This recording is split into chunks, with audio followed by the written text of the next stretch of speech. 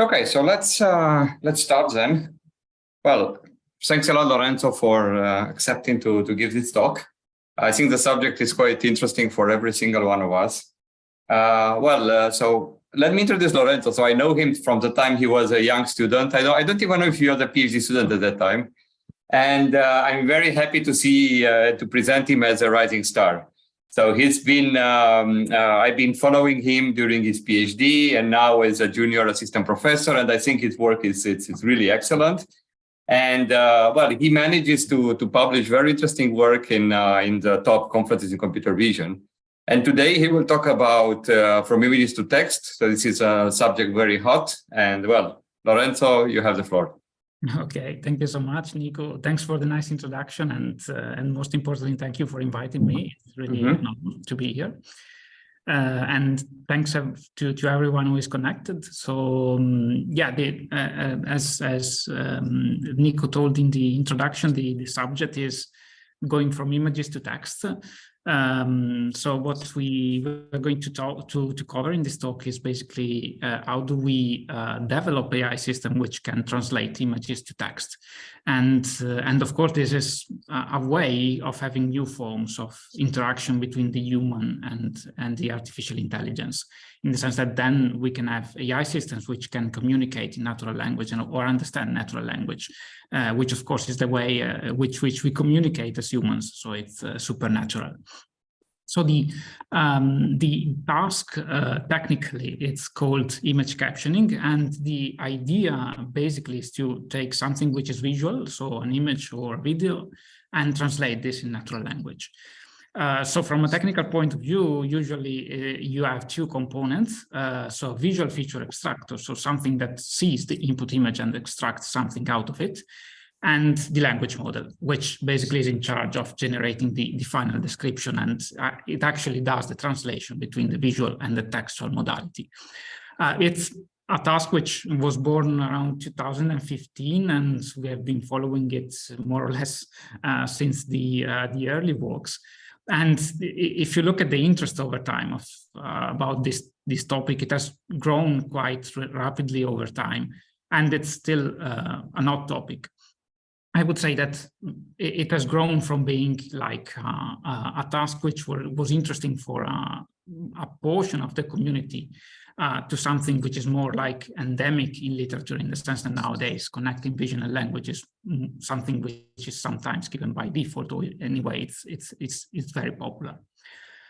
So over time, of course, people have invented multiple approaches for dealing with it, and they have done all sorts of things with the visual encoding part, the language model part, the training strategies, and so on. So what we're going to do in this talk, at least in the first part, is to take like a quick survey of what it has been done so far, just to have an idea of what it has been investigated so far. And then in the second part, I will dive a little bit more into the works that we have done, giving you a selection of the most relevant things that we did over time. So the basic idea, again, is to take a visual representation and transfer it in language. And of course, you have multiple options when it comes to selecting the language model that you want to employ, and also when it comes to selecting the way in which you represent the visual input. So for the language models, of course, you can range from recurrent neural networks, LSTMs, rather than transformer-based networks, going through the one-dimensional convolutional neural network, which is less popular, but still it was something in literature.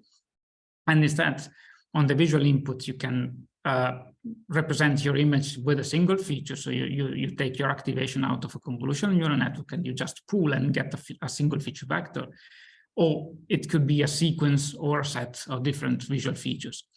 One of the most popular cases, I get object detections out of my image, and this is a set of features which I need to encode in my model, and which gives me a visual representation of what's inside of the input image. So anyway, how does it work? So what is the basic anatomy, so to say, of a captioning system? It is something more or less like what you have on the right. So you have a system which has a sequential prediction process. So in which basically you are modeling the probability of each of the output tokens or the output words given the previous words that you have generated. So the prediction is always sequential, and the probability that you have generated is always conditioned on the previous words, and of course it's conditioned on the visual input itself.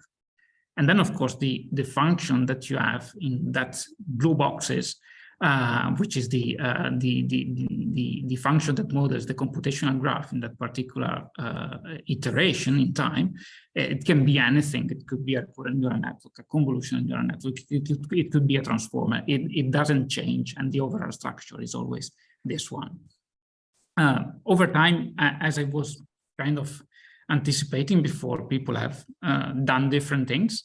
Like from single layer LSTM, which was somehow the default choice, at least at the beginning, to changing the LSTM and including attention, visual sentinels. So ideas that we still have today on the table, even though we don't have the LSTM anymore, rather than multiple layers of LSTM or using a transformer. So I see actually a message on the chat. Somebody complained that the slides are not changed. Okay, they do change. Okay, they do change. Yes. Okay, thank you so much. Yeah, apart from that, of course, the thing evolved over time, and nowadays we have the transformer.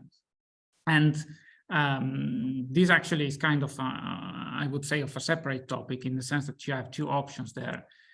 One is to have encoder-decoder architectures like in the original transformer paper, in which you have the language which is generated by this decoder, which is autoregressive and which does cross-attention with respect to the encoding of the input, rather than having a structure which is more BERT-like, in which you only have self-attention and in which you are concatenating basically the two modalities, so the image and the word tokens. And there you usually have a masked language modeling objective, which means that conceptually you are a bit creating a distance with respect to the generation, even though, yes, they can still generate things, so they can still be used for captioning. So how does it work at training time? How does it work at evaluation time? That's kind of important and basic to cover, but it's super important to cover it. So the way in which it works is that you are always predicting the next token based on the previous ground truth tokens. So basically you're modeling the loss with respect to the next token given the previous ground truth token. And you do that in a sequential manner. So for every time step that you have in your sequence. The difference with respect to a recurrent neural network and a transformer is that in a recurrent neural network, this thing is actually done in sequence. So one step after the other, you are like inside of a for loop, actually. And in a transformer, instead, you are parallelizing over time. So you are actually feeding the model with all the previous words and computing the output probability distribution for each of those words and concatenate and computing all the losses together at the same time. This feature that the transformer can parallelize over time, whilst the recurrent neural network couldn't do that, is the principal reason why we then could scale models to become bigger and to become more with higher capacity, and therefore with higher quality. We can parallelize over time, so we can reduce the training times, and that's of course a game changer in some sense. Prediction time, that's the second half of the moon in some sense. So how do I work at prediction time? I'm feeding the model with my input, and then the model will give me a probability distribution for a given t. And then I will be sampling a discrete token from that probability distribution. And then I will feed it to the next iteration.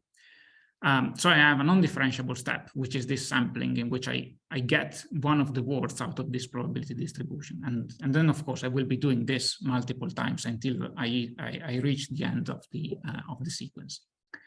Of course, you see that this creates a discrepancy in some sense between the training stage and the evaluation stage. So in the training stage, you are always conditioned on the ground truth words. So you're always, you can always assume that your past is correct because it comes from the ground truth. At prediction time, this doesn't happen because you are conditioned on your own outputs, on your own predictions. And of course, they can be wrong. So it's a discrepancy that it has always been there actually from the early models, and I would say that we haven't done actually a lot against it, in the sense that it's still there, it's still with us today, and the literature actually didn't manage to solve it, but it's still there at the end. So in terms of how do I encode the image features instead? So I was kind of introducing this before. You can have global convolutional neural network features. Then this evolved quite rapidly with methods that had an attention over a grid of a convolutional neural network feature. So we kind of embedded the attention into that, rather than performing an attention over the visual regions extracted from an object detector. And that's a super important step, in the sense that we moved from encoding patches or encoding a grid of features to encoding the single object, the single people, or the single most important portions of the input image in a discrete way, which is more closely related to the output words that we need to generate. So it's an abstraction step, which actually makes sense. And as a matter of fact, most of the state-of-the-art models up to, I would say, 2 years ago, they were all based on this schema in which you have input regions. And then there were other alternatives. People have tried to employ graphs for encoding the regions and the relationship between regions. I would say that the most popular strategy today is take regions and encode them through self-attention, which somehow is a generalization of the graph-based encoding in some sense. Or otherwise, you have the other super popular alternative, which is the vision transformer. So take your image directly, feed that to a vision transformer, and use the output grid of features as your encoding of the visual part, which is somehow the choice that nowadays works better, especially if the vision transformer is actually trained on large-scale data or a clip-like model or something like that. That would give you the best performances, at least today. So if we look at the timeline of the approaches, starting from the early works to 2015 up to today, we went from RNN-based methods in which there was attention, there was a lot of work on training strategies and so on, but still the language model was an RNN one. And then at some point, people switched to transformer-based captioning. And of course, today we still do it with transformers because, of course, at the end, it turned out to be an operator which works better than the current neural network. Now, apart from this timeline sequence of methods, there are two super critical points which I want to underline.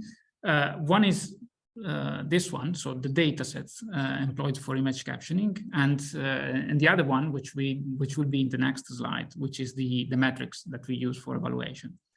So now, in terms of datasets, of course, these are all supervised methods. So having proper datasets, it's super important for the final quality of the model. And I would say today we have three main categories of datasets. The ordinary ones like Microsoft Coco, Flickr 30K, Flickr 8K, which are smaller in quantity, but they are super high quality in terms of annotation. So they have manual human annotations, which are super careful. They are homogeneous in terms of quality, content, and so on. But they are small in scale, and they actually don't cover the entire variety of the concepts that you have in reality. So you might find everyday objects, but not particular objects. And of course, that's an issue. And then you have large-scale datasets, conceptual captions, 3 million or 12 million is an example. And these are noisy, which means that the captions are noisy, they are collected from web data, and so you don't have the same level of quality, but you have more quantity. So there's a trade-off nowadays between the quality and the quantity. And we will get back to this at some point because we tackled it in one of our approaches, but that's one of the issues that we have on the table today. And then evaluation, how do we do the evaluation? So captioning traditionally relied on metrics which were adopted from natural language processing. Cider, Spice, Rouge, they are all natural language generation metrics. They don't look at the image, they just look at the ground truth annotation. They compare it with your prediction. And then recently, people started developing embedding-based metrics or learning-based metrics, which also look at the image. And in terms of alignment with the human judgment, actually, the learning-based metric, at least some of them, they tend to be higher than the standard metrics. So even though most of the literature is still working with the standard metrics, there are novel metrics which are coming out, and we are somehow addressing the limitation of those. So we are in the middle of a change point in which we are kind of changing the metrics for evaluating the task. So this somehow ends the first part of the talk. So this kind of very short survey on what it has been done on captioning. If you want to know more, there's an actual survey, there's an actual paper that we did, which is on archive, and we basically did an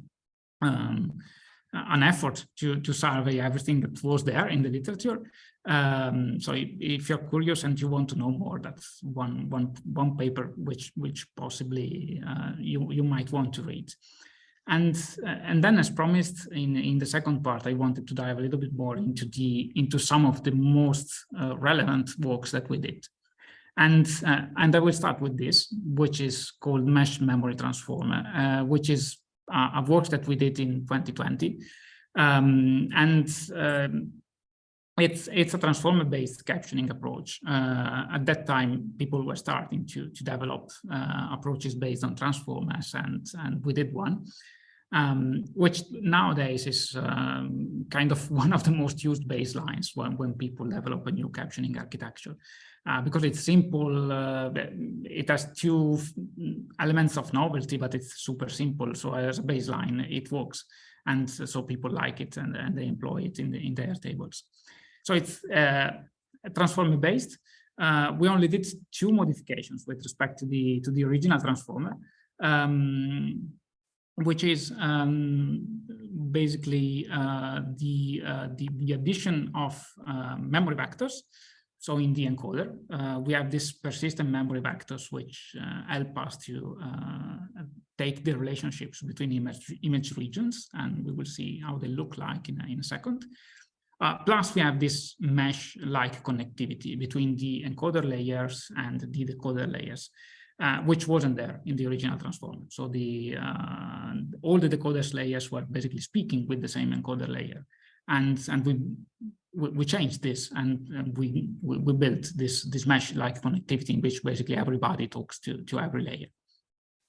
So it's an attention-only architecture. So of course it has self-attention in the encoder, cross-attention in the decoder, and the attention is done in the classical form. Then what we have in the encoder is that we have this additional memory slots in the list of the keys and in the list of the values with which you are performing attention. So basically, you take each of the self-attention layers of the encoder and you just add these additional keys and values to the list of the keys and values vectors. And the way in which we do those additional vectors is that they are learnable vectors. So they are like parameters which can be learned directly with stochastic gradient descent without being a function of the input or anything. And what they are helpful for is that they can encode a priori information, which is something that wasn't possible with the original self-attention layer, because everything that you have there is a function of the input, and there's nothing which is not a function of the input. This kind of breaks this and creates a knowledge which is not dependent on the input, and it helps to encode the visual features. Second novelty point, mesh-like connectivity. In this case, basically what we do is that every decoder layer has a cross-attention with every decoder layer, so complete cross-attention between all of them. And then we do a weighted summation between these cross-attention results. And these weights with which we do the weighted summation are as well a function of the input and of the result of the cross-attention. So everything is learnable and adaptable depending on the input. But the final result is that you can decode at every layer by considering multiple layers at the input. So you can employ low features, high level features, whatever you like, whatever the output is from each of the layers of the encoder, which is nice and improves the performance. So at that time we were state of the art. Of course, we're not state of the art anymore because it's 3 years ago. But yeah, still it's a popular baseline. And still it's a nice model on which people have built other things, which is super exciting. The second work that instead I wanted to show you is not about building an architecture for captioning, so not like increasing the performances with respect to the state of the art, but it's more about changing the definition of the task, slightly change the definition of the task. So what you have when you do captioning in general is that you start from an input image and you have something that generates a description and you have no control over it. You simply take the description as it is and you have no way of changing it. What we did here was to change the definition of the task a little bit and say, well, what if the human wanted to control the generation phase? What if we could let the user tell us what he would like to be described? And so this is an architecture that takes as input a sequence of detections rather than a set of detections. So they don't need to be ordered in some order. They can also be a set of unordered items, which is selected by the user. And then the captioner has to describe the regions that the user selected, and it has to ignore all the rest. So in this way, we gain a bit of controllability with respect to the usual captioning models. The way in which we did this at that time was with an LSTM, but it's adaptable to a transformer actually, is that you have a language model that basically is trained to follow the sequence of detections that you have. And plus, it's also capable of understanding by itself when it has finished to describe a detection and when it needs to start to describe the next one. This is done with this chunk shifting gate, which is a Boolean gate, which the language model outputs, and which will be 1 every time that the model detects that it has finished to describe something, and 0 when it's still describing a detection. So it will fire up at some point, and then the model will need that it needs to describe detection number 2, and then it will fire up again, and the model will know that it needs to describe detection number 3, and so on. The way in which it is trained is super simple, actually, because there's a cross-entropy loss for the word probabilities, plus a Boolean classification loss for a binary, classification loss for this chunk shifting gate. And plus, then we fine-tuned it with reinforcement learning and so on, but the base training strategy is super simple. There's also the case in which you have detections which are not ordered. So maybe the user just told you, I want this detection, and this detection, but I don't know the order in which they want to be described. So for this case, we had this Syncor network, which was basically in charge of ordering the detection set, obtaining a detection sequence. And of course, then we did exactly what we were doing before. So taking this detection sequence and describing it in order. As I was mentioning, it was done with an LSTM at the beginning. Recently, we did it again with a transformer, because actually the idea is general. It doesn't depend on the particular language model that you employ. You could, in principle, do it with any language model, just by creating an additional output for the chunk shifting gate, and that's it, more or less, plus a bunch of other adjustments. So it's actually modern. I mean, it can be modernized by doing it with a transformer. These are some of the results, just to give you an idea. For instance, let's say that the user wanted us to describe this blue detection first, then this orange one, then the pink one, the green one, and the yellow one. And the result is something like a man is sitting at a desk with a computer and a man holding a camera. So basically you are describing all the regions in a coherent way, one after the other, in the order in which the user instructed to describe them. Otherwise, you might want to select other regions, and of course the result will change. So you have something which is customizable in some sense, because you can ask the system to do different things. And that's the version with the set of detections. In this case, we don't have the order, we just have the detections, and we just ask the system to describe those detections in the order that is chosen by the model itself. And so I might have a man in a black jacket skiing down a hill rather than a man on skis down a snow-covered slope. If I, for instance, I'm interested in describing the skis rather than the black jacket. Lastly, moving to something more recent, universal captioner. Now, I told you before that the issue that we have today is increasing the semantic extent of those models, in the sense that, of course, if you train your model on an ordinary data set, which could be Coco, for instance, you will have a model which will be super clean in generating descriptions, but also something that cannot scale to particular objects, to long tail concepts, and so on, because simply they are not there in Coco, and the quantity of data that you have in Coco is not enough for doing it. So the alternative, which is becoming pretty popular nowadays, is to train on data sets which have been automatically collected from the web. So basically, you would scrape the web, collecting images and alt text together, and you would train your system on those.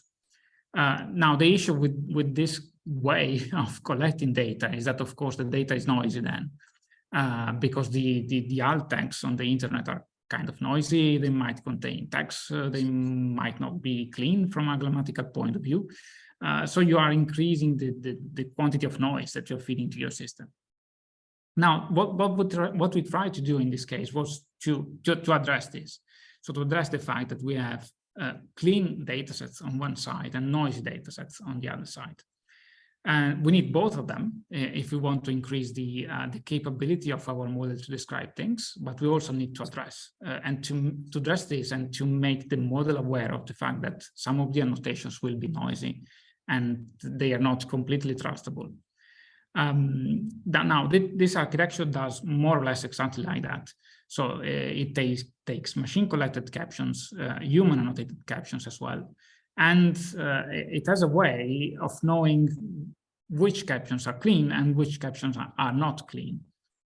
And this is done via this stylistic token, which is actually like a single token, which is given as prompt to the model to let him be aware of what is clean and what is not clean.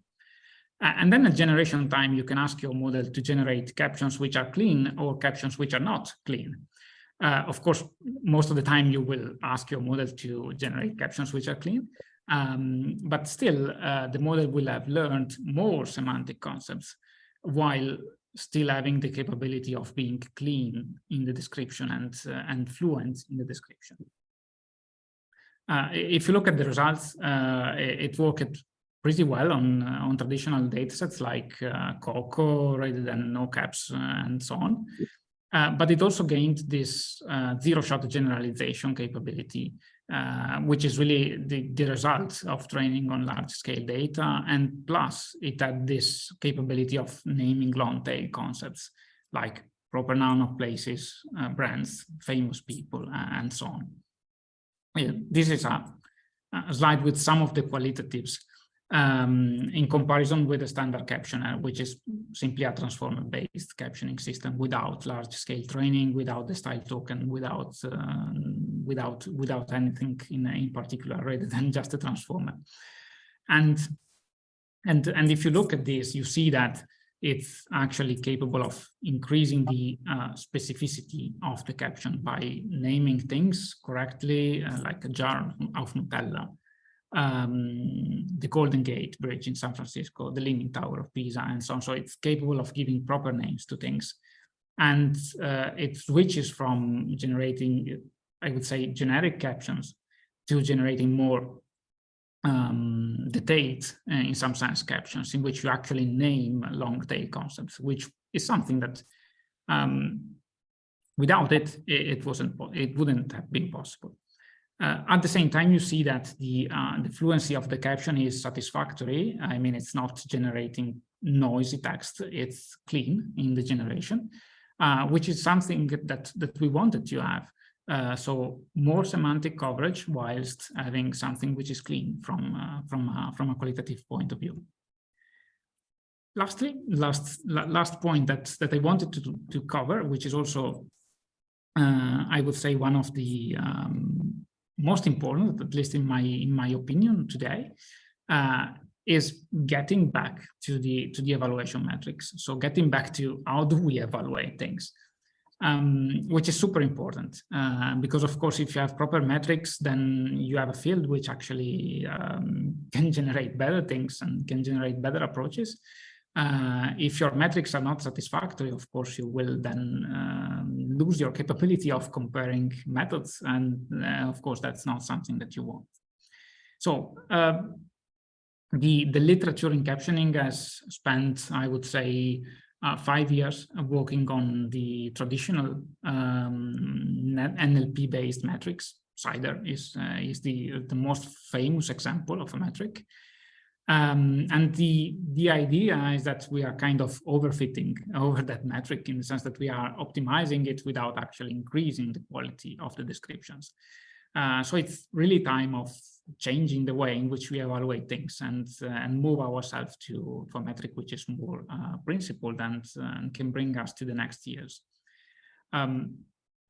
People have tried to employ clip models for evaluation. And they quickly discovered that they were better in terms of human alignment with respect to the traditional natural language processing metrics, which is super nice. And we started from this consideration and developed a new one. Because the clip model is nice, but it's also true that it's trained on a lot of noise data again. So of course, this noisy data that you have in the training set at some point will come out. And it will be a drawback for your metric. So we wanted to address this. And what we did was to develop a metric which relies on web collected data as the traditional clip model, but also human annotations to have a clean data source, as well as generated data for data augmentation. And with that, we train an embedding space in which we can compare one caption, one image, and that's our metric. So it's our automatic evaluation measure. And the nice thing is that we discovered that training is in this way, you actually get a better correlation with the human judgment. So at the end, you get a metric which is better in the sense that it behaves in a way which is closer to the human being with respect to the clip score or previously metrics based on natural language processing.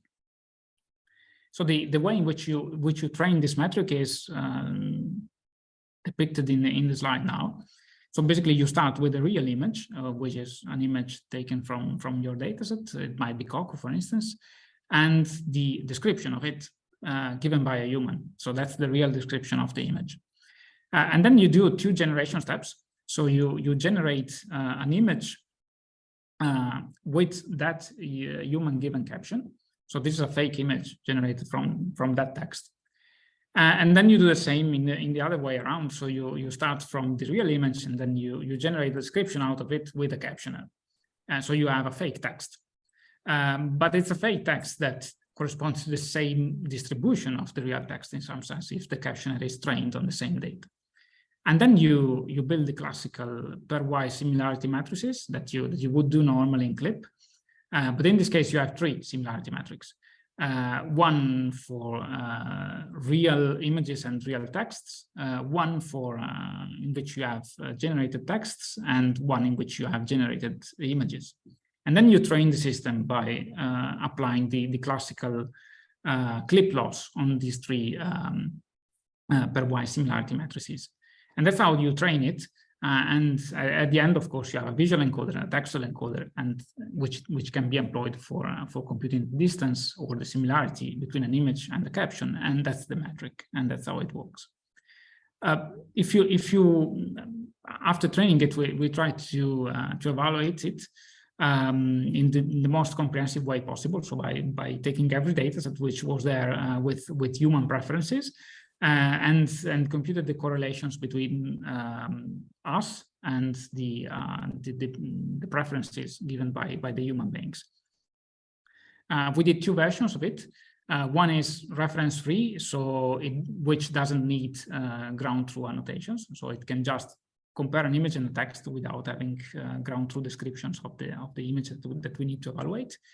And another one is reference-based, so it takes into account, with a formula, a weighted average, it takes into account the ground truth descriptions as well.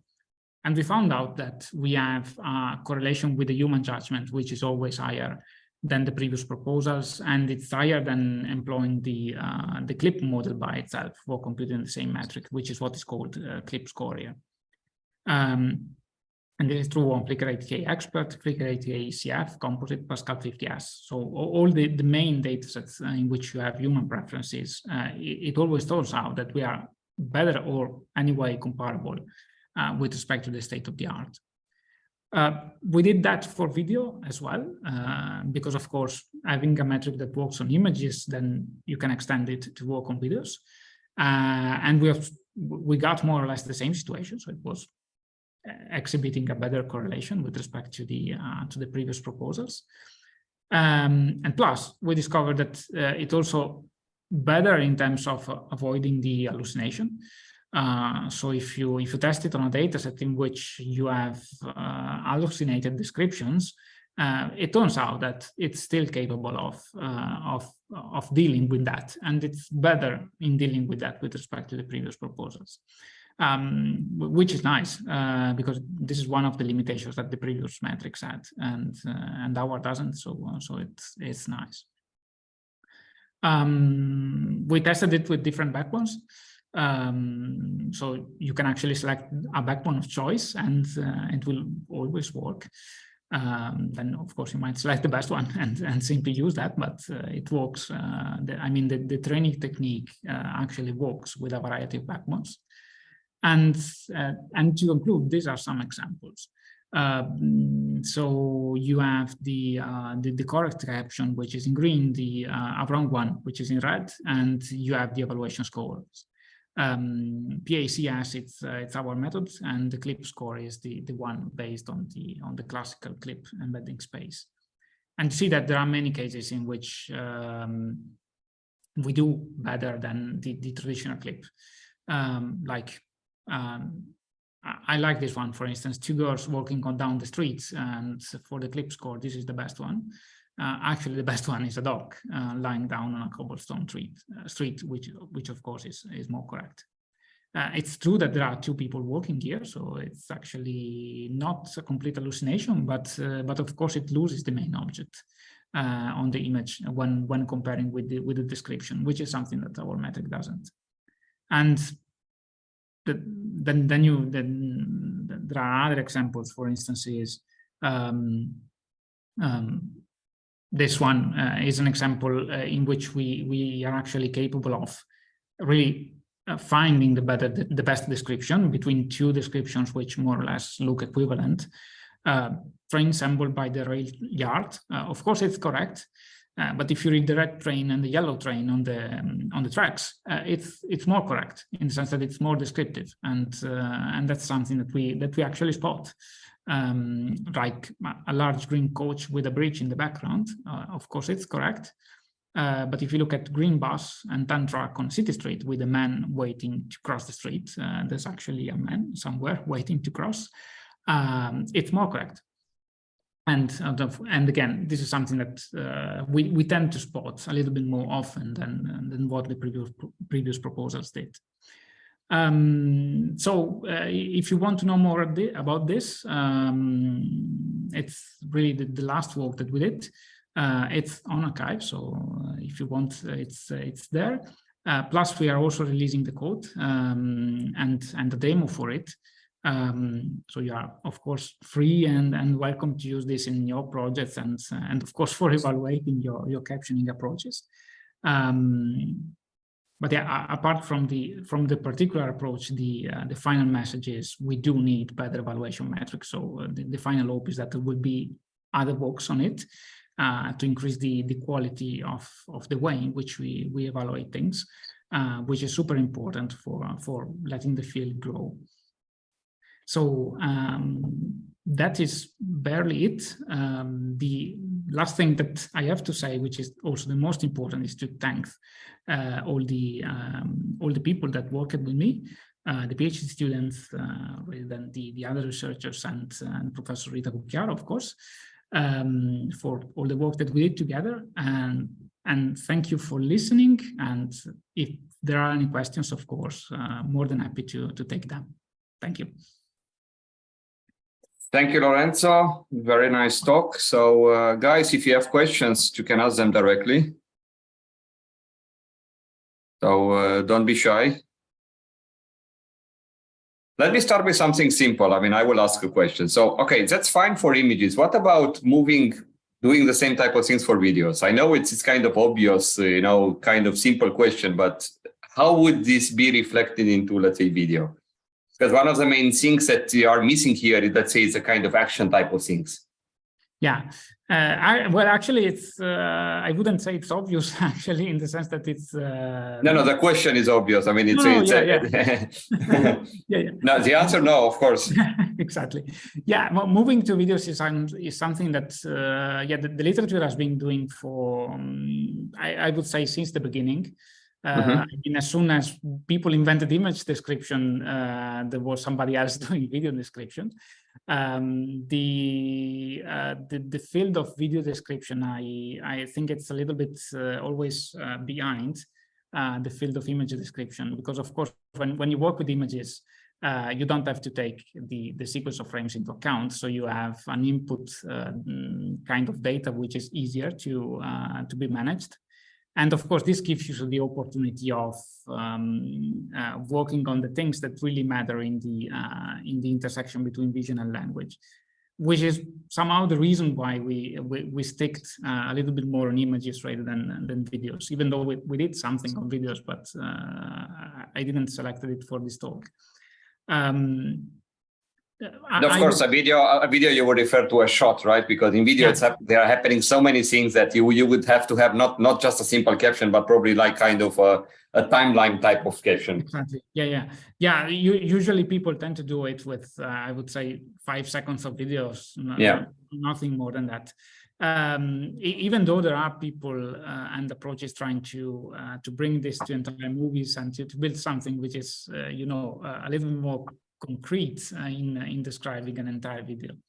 It's a super fascinating topic. Actually, we want to go back on this, actually. So that's one of the things that we are keeping for the next iterations, because we now have better visual feature descriptors. So probably the way in which you describe video is a little bit less important today, because we have very good descriptors. So it's now time in which people can actually think about how do we handle the sequence of frame, how do we handle the correspondences between the parts of the video and what you actually generate in the sentence, which is super nice. So yeah, that's one of the things that we plan to do in the next, definitely. Now, another thing that it seems to be, and that's your description, but this is what everybody does, right? You tend to kind of provide more like prompts. You are providing kind of, let's say, facts that are in the image. And of course, you just said that your measure, when you do evaluation, it's able to appreciate when you have more details than some other very simple type of description. But usually it's a human, let's say, description. If you would ask a human to really fully describe an image, it will be a little bit more elaborated than that, right? Yeah. So your method, it's somehow, I'm not sure, it's some kind of overfitting towards some kind of simple descriptions? Yes, that's an issue that the literature has, and this I haven't really talked about it, but one of the things that basically everybody tends to do when they train captioning system is to have a fine-tuning stage, which is based on the decider metric. And this is known to basically bring your predictions towards the average description. Which, and by that, of course, you lose specificity, you tend to generate shorter descriptions. So that's an issue which is known. And this basically brings us back to the quality of the evaluation metric. So when I was telling about overfitting on the evaluation metric, I was actually meaning exactly that, in the sense that, yes, we see our decider score increasing, but if you look at the qualitatives, actually, we're not generating better descriptions in the last, I would say in the last year. Yeah, you're right. And that's an and that's why I was like underlying the need of having better evaluation metrics.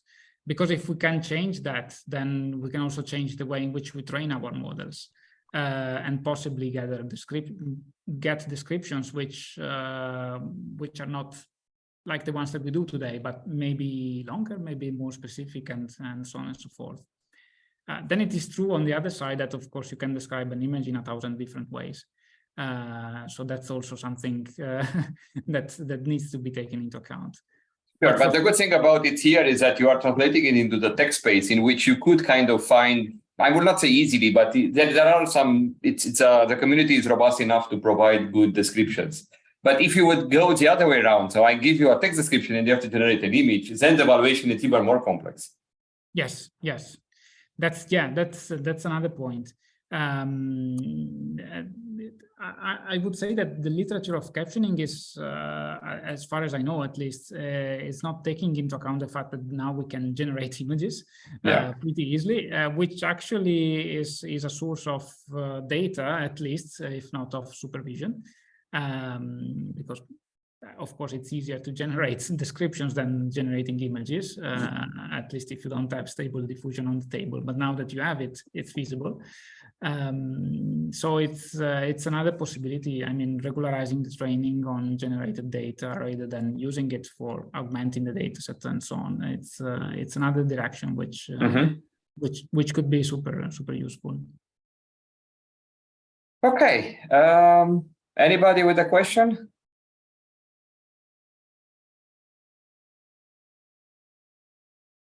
Well, apparently you presented it very clearly. So, well, maybe you can stop here. Then, well, thanks a lot, Lorenzo. Thanks to you. Very nice talk. And, well, I'm going to keep on, well, collaborating, following you to see what you are doing during your career. So keep on doing like this. I will. So thanks a lot for the invitation. Thanks for having me. And thanks to everybody who was connected.